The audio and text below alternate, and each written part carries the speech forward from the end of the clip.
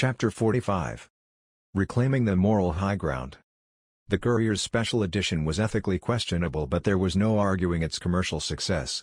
The Digby tabloid bested its competitors by a very healthy margin, sticking like a bone in its rival's collective craw. Itching for a fight, the Windsor Tribune went on the offensive. Its editor's bitterness was evident, as was its source. The Digby Courier has obtained the only true confession ever written by the condemned man and will issue a special edition with details of the execution, etc. It would seem as if this miserable murderer, liar and fool had had about enough advertising as it is, but the public demand this sort of thing and the Courier has the scoop, and it would not be business if it did not use it.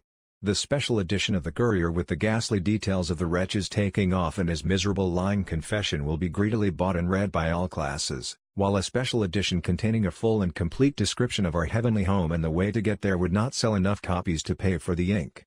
We hope the Courier as well as the daily press will omit no details. The public want to know just how the condemned man drew up his legs when the drop fell, just how long the body twitched and whether the knot remained in the proper place under his ear or slipped around to the back of his neck, as sometimes happens. In a fit of pique, the Tribune editor had broken two cardinal rules of journalism. First, he provided free advertising to a competitor, naming it no fewer than 4 times. Second, he offended his readers by disparaging their interest in the case as purulent and morbid. His righteous indignation at the disappointing sales of his heavenly home issue revealed an editor in the throes of a childish tantrum, sickened by printing salacious details only to be trounced by others doing it better. On that fateful day in September, the Yarmouth Herald dedicated 2 pages to the execution of Peter Wheeler. Page 1 recounted Wheeler's hanging in full and graphic detail. The Herald devoted its second page to an editorial screed against its competitors. The editor saw no hypocrisy in chastising his fellows for the very sin he had committed just 1 page prior. For months the provincial press has been teeming with details of this most horrible murder, until it has become nauseous in the minds of the public. Whilst admitting the fact that the details of such murders should not be passed over lightly, we must regret that no good result can follow the republication of such ghastly details. We hope by the execution of this condemned criminal that this murder will be allowed to drop out of sight, as far as the newspapers are concerned. Lest the paper's duplicity be lost on any of its readers, the tirade ran adjacent to an account of another gruesome crime. 3 days later the Digby Weekly Courier fired back. In an editorial entitled "The Last of a Disagreeable Affair," the paper managed to offend its readers and competitors alike. With the events of last Tuesday, Wheeler's execution, we gladly note the last of a case to which it has been our disagreeable duty to give considerable attention from the first. For the benefit of the entire community, let the Bear River tragedy now drop. As a local paper and the recognized news organ of the community in which the murder took place, it has been our duty to report all the essential features of the case. This we have done in as clean a manner as possible. Our aim is to publish a family paper, and we consider that one of the characteristics of such a paper is the absence of criminal or sensational matter. We have followed this rule in the past and intend to in the future. We have broken it in this instance because it was necessary, and our publication of all the details, revolting though they may have been, was entirely within our province. The public, also, demands this. Our issue of Tuesday sold almost faster than our press could supply and was rapidly gathered up by the crowd. Had it been filled with a description of a great moral revolution, we would have lost rather than have made money. But now it is a thing of the past. The case has been a terrible one, but justice has been done according to British law. We are glad to be free of it, and we trust that we can again settle down to our duties with cleaner association.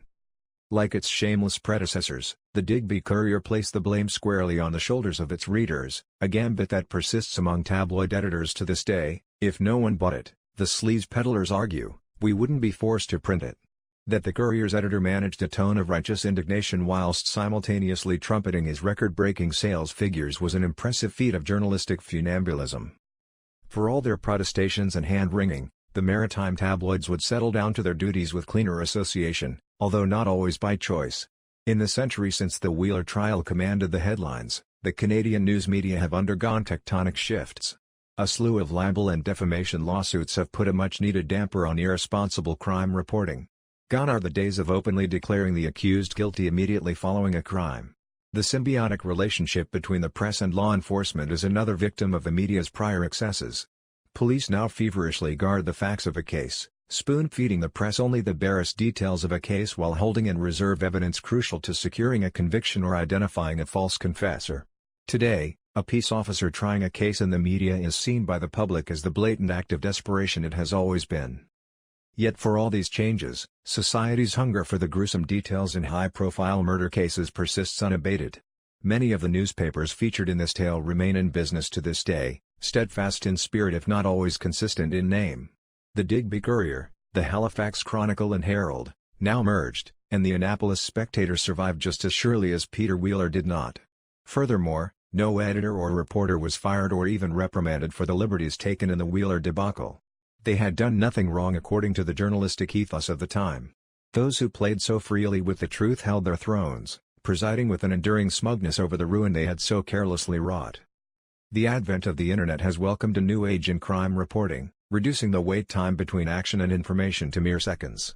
The immediacy of the World Wide Web, coupled with an almost animalistic need to scoop the competition, means that unvetted and unreliable reports continue to flood the market, just as they did in Wheeler's day.